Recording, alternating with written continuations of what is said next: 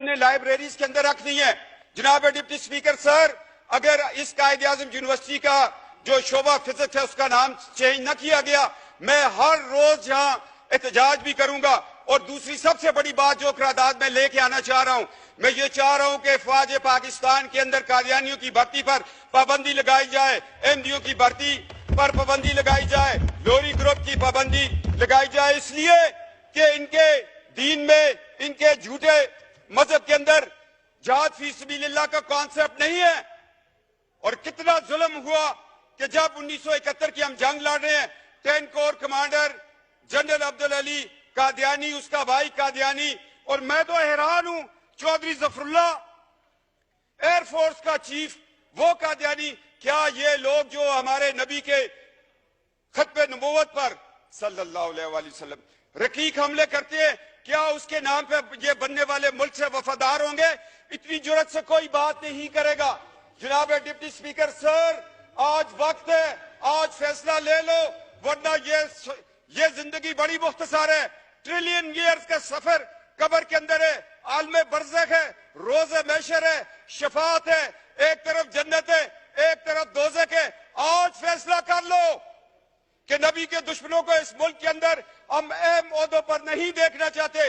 آج گریڈ 22 کے لوگ کیوں نہیں آ کے آپ کو ایک حلف نامہ دیتے کہ ہم آقا علیہ السلام صلی اللہ علیہ وآلہ وسلم، ان کے نالین پاک پہ ہماری نسلیں قربان ہوں، ہم ان کی ختم نبوت پر ایمان رکھتے ہیں۔ یہ پاکستان ہے، یہ اسلامی جمہوریہ پاکستان ہے، یہ 22 کروڑ عوام کا ملک ہے۔ اس میں تمام مکتب فکر اس چیز پر اتفاق کرتے ہیں۔ میں 4 عدالتوں کے حوالے آپ کو دے رہا ہوں۔ 2 حوالہ جات جو ہے وہ پاکستان بننے سے پہلے کے ہیں، 2 حوالہ جات جو ہے وہ پاکستان کے بعد ہے۔ ایک سول جج ہے فاروقی صاحب، ایک بہاولپور کی عدالت میں سیشن جج کا فیصلہ ہے، ایک گرداسپور کی عدالت میں جج مسلمان نہیں ہے، وہ فیصلہ دے رہا ہے کہ یہ فرقہ مسلمانوں کا فرقہ نہیں ہے۔ اگر لڑکی مسلمان ہے، لڑکا قادیانی، لوہری، احمدی ہے، نکاح نہیں ہو سکتا۔ یہ 4 فیصلے ہیں۔ یہ تو ہمارے 74 کے آئین، کیا وہ لوگ تھے؟ لوگ مجھے کہتے ہیں، میں سیاست سے ہٹ کے بات کرتا ہوں، ذوالفقار علی بھٹو کو میں اس لیے شہید کہتا ہوں کہ اس نے ختم نبوت کا تحفظ کیا تھا، اس کو تختہ دار پہ چڑھنا پڑا۔ اور جناب اسپیکر، آج لوگوں کو تختہ دار چومنا پڑے گا۔ طارق اللہ صاحب، قائد اعظم یونیورسٹی والا، آپ قرارداد لے آئیں، اور افواج پاکستان میں قادیانیوں کی بھرتی پر پابندی پر میں قرارداد لے کے آؤں گا۔ میں اس پہ مناظرہ کرنے کے لیے تیار ہوں۔ جو شخص جہاد فی سبیل اللہ پر ایمان نہیں رکھتا، وہ ہماری پاک فوج کا حصہ نہیں ہو سکتا۔ یہ ایک مسلمہ حقیقت ہے۔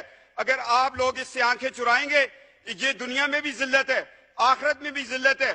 اور جناب، میں حیران ہوں ہماری عدالتوں کے کردار پر۔ عطا اللہ شاہ بخاری رحمۃ اللہ تعالیٰ کو جسٹس منیر نے بلایا، مکالمہ ہو رہا ہے کس کے درمیان؟ ایک بخاری سید کے درمیان۔ اور جسٹس منیر کے فیصلے کو جس طرح اس نے 1953 کی رپورٹ کے اوپر ایک جو ختم نبوت کی تحریک چلی تھی، اس پہ وہ بطور لاہور ہائی کورٹ کے چیف جسٹس ایک رپورٹ لکھی، اور اقبال کا بیٹا جسٹس اقبال تڑپ اٹھا۔ جاوید اقبال نے کہا کہ کاش اس رپورٹ کو شائع نہ کیا جائے۔ میں یہ کہنا چاہتا ہوں کہ جسٹس منیر کی رپورٹ ایک دروازہ کھول رہی ہے قادیانیوں کے لیے۔ میں دکھ سے کہہ رہا ہوں، جہاں مولوی تمیز الدین کے خلاف جسٹس منیر نے فیصلہ دے کر ملک کو 2 لخت کیا، وہاں وہ شخص قادیانیوں کے حق میں فیصلہ دینے کو جا رہا تھا۔ شکر ہے اللہ کہ اس وقت ایمان افروز طاقتیں وہ طاقت میں تھی۔ یہ ہماری تاریخ کا ایک سیاہ باب ہے۔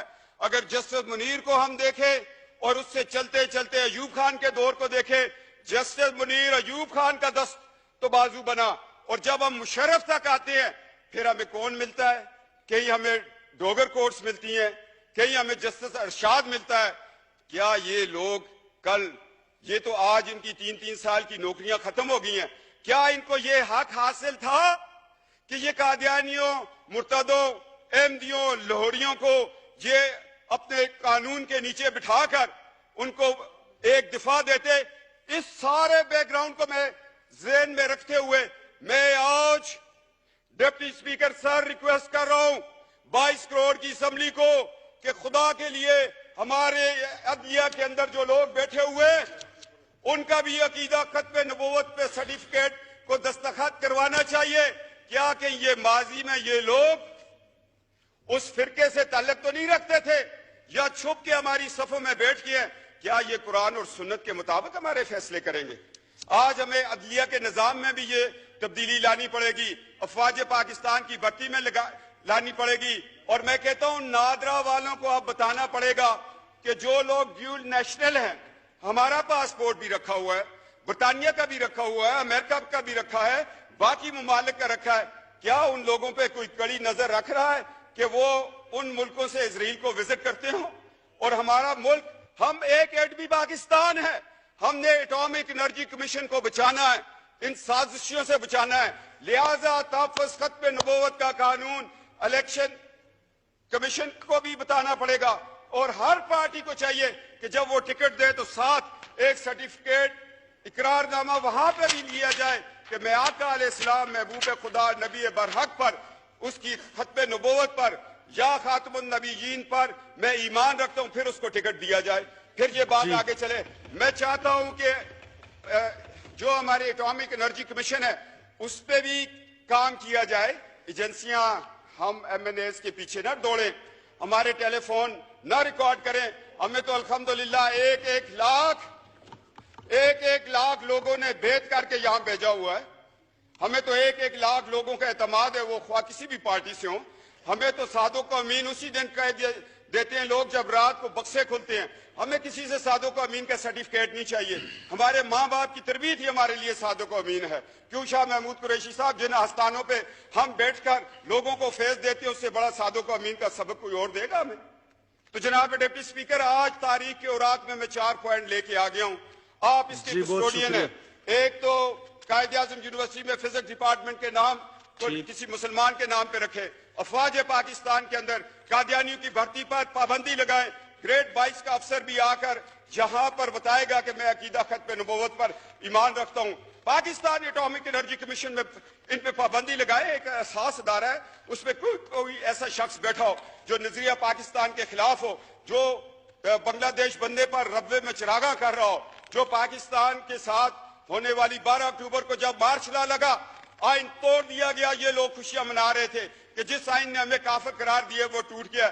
میں نے بیان دیا, میں جیل میں تھا, میں نے کہا 12 اکتوبر کا انقلاب فوجی انقلاب نہیں ہے, یہ قادیانی انقلاب اس لیے کہ مشرف کا سارا سسرال قادیانی تھا, اور ان کا طریقہ کار یہ اپنی بیٹیاں بڑے بڑے عہدوں میں بیاہ کر پھر ان بیٹیوں سے یہ کام لیتے ہیں آگے. جناب ڈپٹی اسپیکر, میں تلخ حقائق بیان کر رہا ہوں صرف اور صرف اس لیے, اللہ کی رضا کے لیے اور نبی کی شفاعت کے لیے یہ میں الفاظ بیان کر رہا ہوں.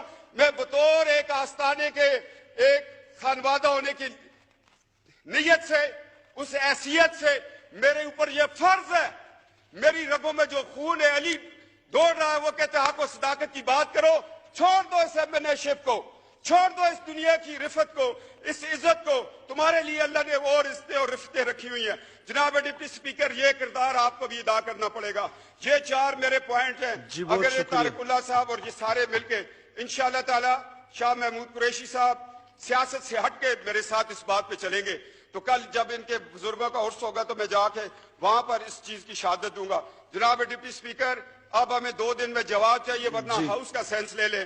قائد اعظم یونیورسٹی کے شعبہ فزکس کو تو ابھی آپ ہاؤس کا سینس لے کے چینج کر دیں, اس میں کوئی بڑی بات نہیں ہے. کنسنسس کر لیں آپ. جی جہاں ہاؤس کا سینس لے لیں. جی ٹھیک, ہاؤس بہت شکریہ. نہ یہ کنسنسس آپ کر لیں, ٹھیک ہے جی. شاہ محمود قریشی صاحب بیٹھے ہیں, طارق اللہ صاحب بیٹھے ہیں. To meet again on Wednesday, the 11th October 2017 at 10:30 a.m.